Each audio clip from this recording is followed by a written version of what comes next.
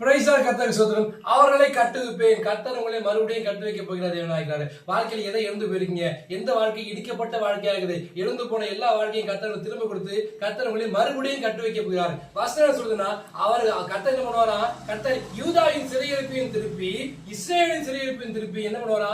முன்னிருந்தது போல அவரை கட்டு வைப்பேன்னு சொல்லி சொல்றாருங்க. நம்ம சிறையிருப்பெல்லாம் கர்த்தர் மாற்ற போறாரு. இத்தனை வருஷமா எந்த விஷயத்துல நீங்க சிறையிருப்பா இருந்தீங்க? அடிமைத்தனம், கடன், வியாதிகள், சுகவீனங்கள், பலவீனங்கள் எல்லா சிறையிருப்பையும் மாற்றி போட்டு நுகத்தறியை மாற்றி போட்டு ஒரு விடுதலை கொடுத்து ஒரு ஆசீர்வாதத்தை கொடுத்து முன்னிருந்தது போல கட்டி வைப்பாராம். நிறைய பேர் மனசு நினைச்சிருப்போம், முன்னாடி எப்படி வாழ்ந்தோம் தெரியுமா, எவ்வளவு விஷயங்கள் இழந்து தெரியுமா, எவ்வளவு ஆசீர்வாதங்கள் இழந்து தெரியுமா சொல்லி முற்காலத்தை பத்தி இழந்து போன ஆசீர்வாதத்தை கொடுத்து நம்ம வந்து கவலைப்பட்டு இருப்போம். கர்த்தர் உங்கள் வாழ்க்கைக்கு எல்லா சிறையிருப்பையும் திருப்பி போடுகிறார். அவரை சொந்தத்தை ஏற்றுக்கொண்ட ஜனம் பாக்கியம் உள்ளது. அவர் உறுதியா பிடிச்சு கொள்ளுங்க. வசனத்திலும் தானிங்க.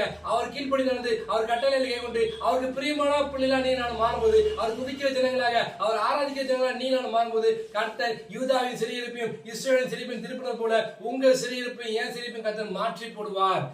மாற்றி போட மட்டும் இல்லாம ஒரு விடுதலை கொடுத்து முன்னிருந்தது போல கட்டு வைப்பாரா. உங்களுக்கு கட்டு வைத்து உங்க பழைய ஆசீர்வாதம் திரும்ப கொடுப்பார். இறந்து போன எல்லா ஆசீர்வாதத்தையும் கர்த்தர் உங்களுக்கு கொடுத்து நிச்சயமா ஆசீர்வதிப்பார். விசுவாசமா காத்துருங்க. இந்த ஆண்டு முடிவதற்குள்ள, இந்த 2024 முடிவதற்குள்ள கர்த்தர் கொடுத்த வாக்குத்தத்தங்கள் நிச்சயமா நிறைவேற்றி உங்களை மறுபடியும் கட்டு வைப்பார். ஆமென். God bless you.